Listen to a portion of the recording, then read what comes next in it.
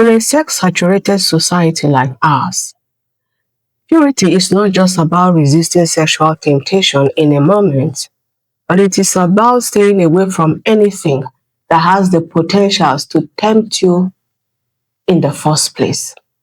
And I'm sure you must have heard this saying that it is easier to walk away from a spark than to put out a fire.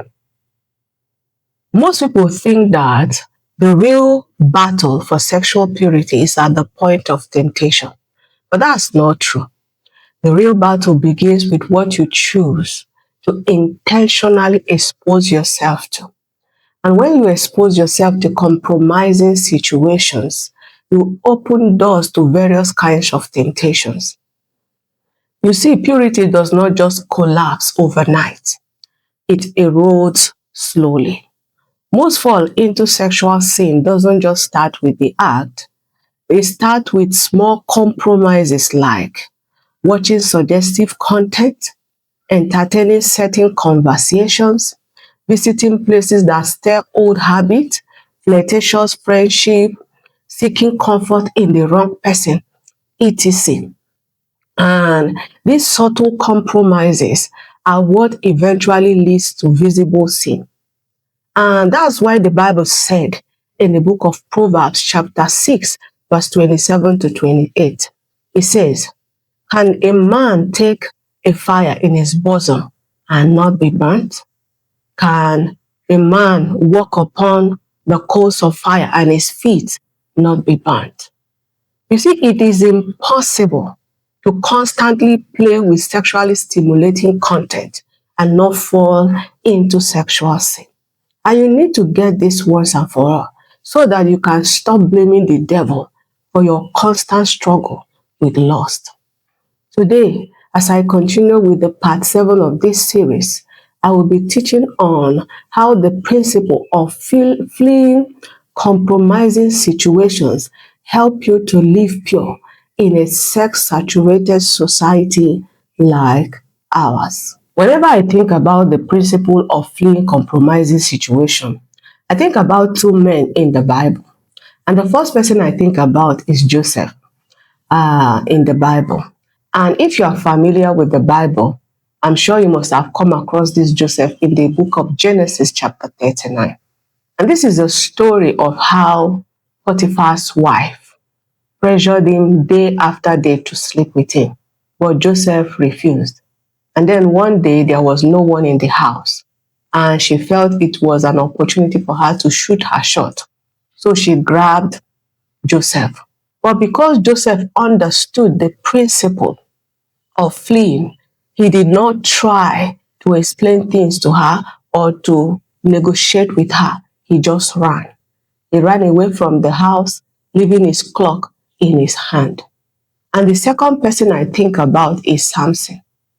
It's the story of how Samson met a woman of the Philistine named Delilah, and he felt like a pack of cards for her. Even though there was a bold writing on the wall that this relationship was going to destroy him, yet he lingered, he stayed. Emphasis on lingered, he stayed.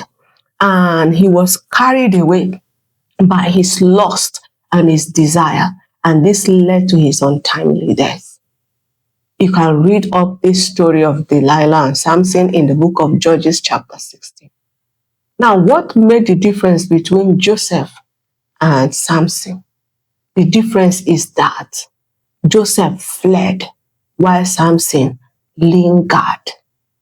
See, if you find yourself in a situation where you notice that your body temperature is beginning to change, your heart is beginning to race like cars on a racetrack, your self-discipline is beginning to weaken, or that your body is beginning to send you signals, my brother, my sister, that's not the time to negotiate, to explain, or to linger. That's the time to flee like Joseph. Because if you linger, you will fall like Samson. And what will follow will be guilt, shame, and regret. And this is why the Bible tells us in the book of 1 Corinthians chapter 6, verse 18, it says, flee sexual immorality. If you pay attention to these three words and you listen to it, it can literally save you from a lot of had I known. Notice that this Bible verse did not say discuss. It didn't say argue. It didn't say negotiate. It didn't say resist. It didn't say fight. But it said flee. It said flee. Sometimes victory is not in fighting, but in fleeing. Joseph had to flee from Potiphar's wife.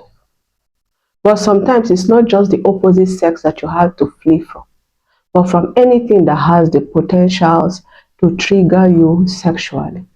You are to flee from any movie, any music, any conversation, any environment, any relationship, any social media account that has the potential to expose you to sexual temptations.